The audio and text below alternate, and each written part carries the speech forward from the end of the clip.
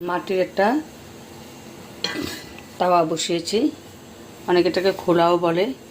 আর আমি এদিকে চালের গুঁড়ো করে নিয়েছি, এই চালের গুঁড়ো দিয়ে দিলাম।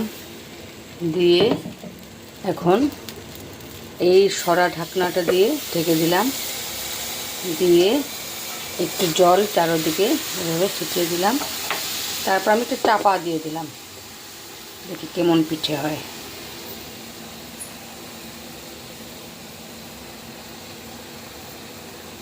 এবার তুলে দেখব কেমন হয়েছে। দেখো দারুণ হয়েছে। এই তুলে নিলাম।